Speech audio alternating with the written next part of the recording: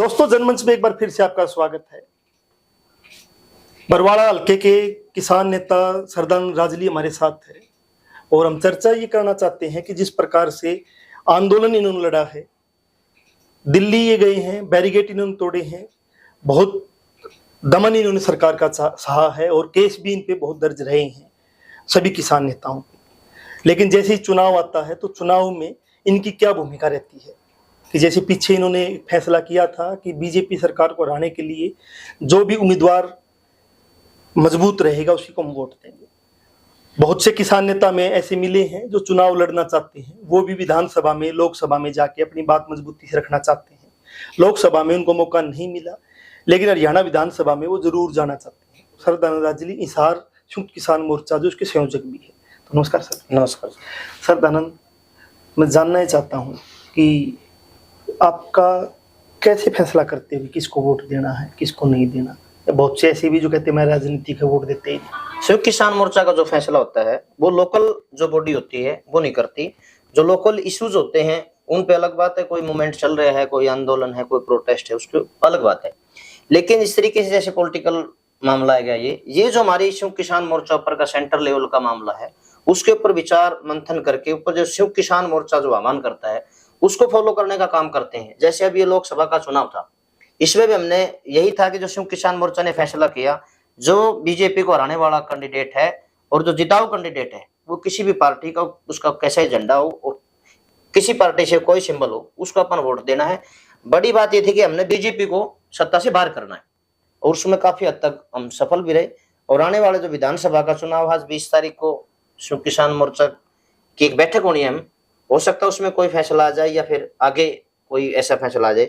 संयुक्त किसान मोर्चा जो फैसला करेगा, हिसार का जो संयुक्त किसान मोर्चा है उसको फॉलो करेगा, उस पर फूल चढ़ाने का काम करेगा। ये कैसे तय करते हो? जैसे मान लो अभी लोकसभा में किया, ये कौन सा कैंडिडेट मजबूत है, ये कैसे पता चलता है कि किस विपक्ष की किस पार्टी के कैंडिडेट को हमने वोट देना? देखिए, जो चुनाव मैदान में होते कैंडिडेट तो उसमें ठीक ठीक पता लग जाता है, क्योंकि अंतिम समय तक ये पता लग जाता है भी कौन किसके और किसके बीच में मुकाबला है।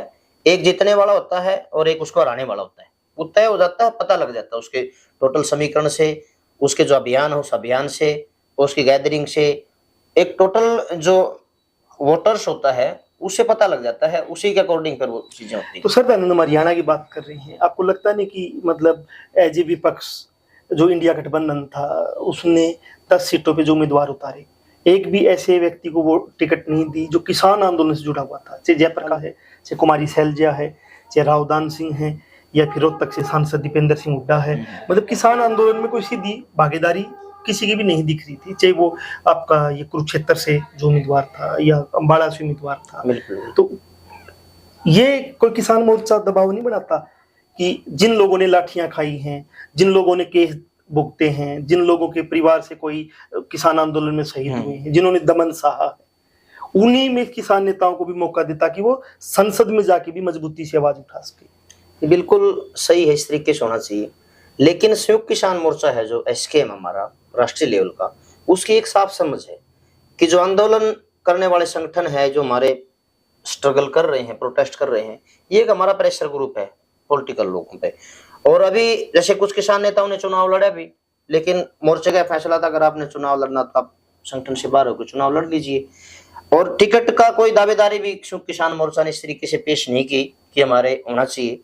हाँ, ये जरूर बात है, जिस तरीके से जो लोग संघर्ष करने वाले होते हैं, अगर वो अंदर हो, बाहर से हमारा प्रोटेस्ट चले और अंदर हमारे चुने हुए प्रतिनिधि हो तो वो मजबूती से बात मानी जाएगी और उस पर असर जाता है। ये होनी चाहिए चीजें। ऐसा नहीं लगता कि एक कहावत है कि माड़ खाए बांदरी लठ खावर रीछ, मतलब माड़ तो बांदरी खागी और लठ रीछ ने खाई। मतलब लठ तो खाए किसान मजदूर ने इस भारतीय जनता पार्टी की जो सत्ता है, जिसकी जनविरोधी नीतियां थी, उसके खिलाफ लड़ते हुए, और फिर वही लोकसभा में चुन के वही लोग चले जाते हैं जिनका आंदोलनों से ज्यादा करीबी रिश्ता नहीं होता, जो कभी बीजेपी में कभी उसमें घूमते रहते हैं।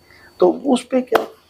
देखिए, जैसे बात करें आप कर रहे हैं इस चीज की, तो ये आंदोलन हो या जैसे आपने एक उदाहरण भी दिया जो लोकल उदाहरण अपना, ये जो संयुक्त किसान मोर्चा है और हमारे जो संगठन है उनका काम है, उनका एक प्रोटोकॉल है, एक सिस्टम है, उसके दायरे में रह के आंदोलन और संगठन अपना वो कर रहे हैं, उसमें जो चुनावी राजनीतिक पार्टी में अपना चुनाव लड़ रही है, और किसान आंदोलन ना ही इस तरीके से आया था कि फील्ड में आए थे भी कोई चुनाव लड़ना है, कोई इस तरीके से चीजें होनी है।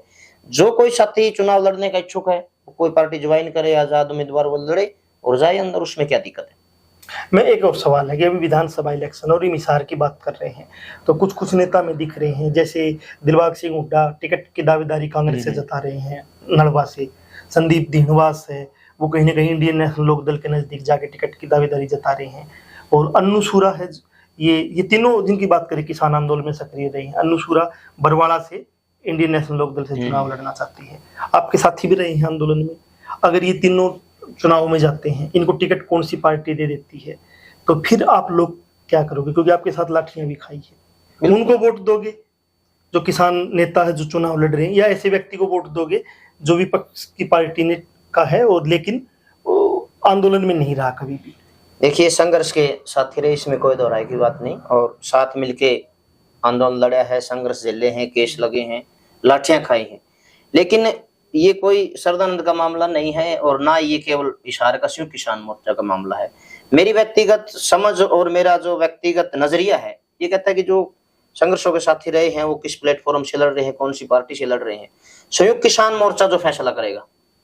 अगर मेरा भाई भी चुनाव में लड़ रहा है कोई, तो मैं उसको न वोट देते हुए जो संयुक्त किसान मोर्चा जो लाइन इख्तियार करेगा, जो लाइन देगा संयुक्त किसान मोर्चा, हम उस लाइन को फॉलो करेंगे।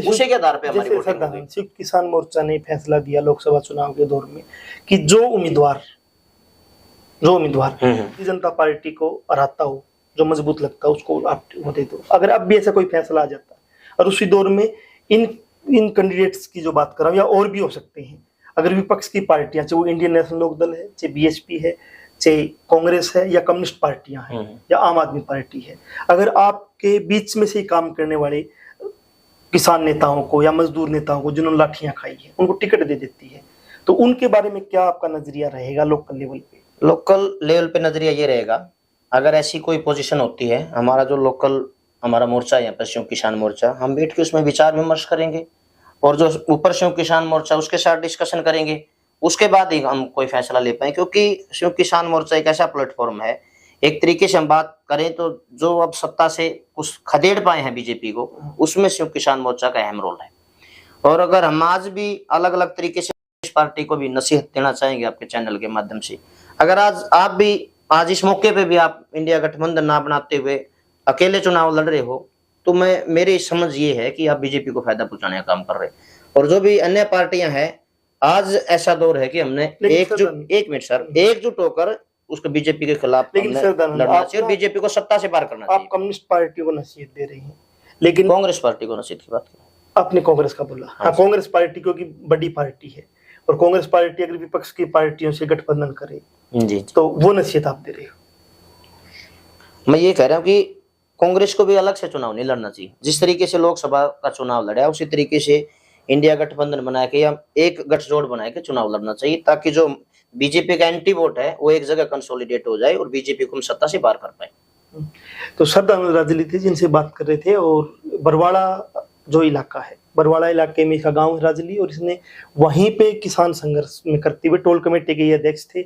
उसके बाद संयुक्त किसान मोर्चा के संयोजक है हिसार के, और एक आंदोलन ये लगातार, चाहे वो 3 खेती कानूनों के खिलाफ था, चाहे मुआवजे को लेके, सभी मुद्दों को लेके ये लड़ते रहे हैं। आखिरी सवाल है, क्या आप भी चुनाव लड़ सकते हैं?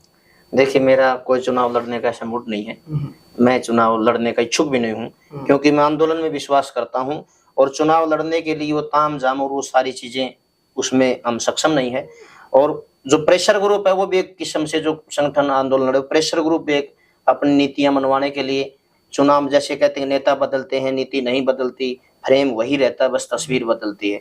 अगर नीतिगत परिवर्तन नहीं होगा, चाहे पार्टी कौन सी आ जाए, कौन सा झंडे का वो, कौन सी वो, जब तक नीतिगत परिवर्तन नहीं होगा तब तक किसान और मजदूर का भला नहीं हो सकता। अगर कोई किसान नेता चुनाव लड़ना चाहता है, आप लड़ना नहीं चाहते, बहुत से किसान नेता का दिल कर रहा चुनाव लड़ने का, टिकट की भागदौड़ कर रहे हैं, बिल्कुल विपक्ष की पार्टियों से मिल जाए, तो उनको वो आपसे आस कर सकते हैं?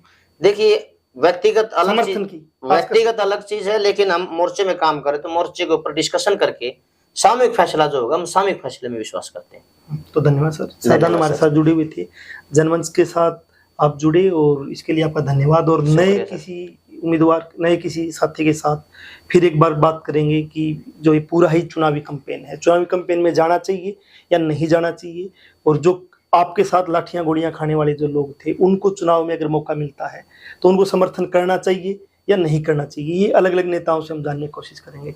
जनमंच के साथ आप बने हुए थे, नए अपडेट के साथ फिर हाजिर होंगे।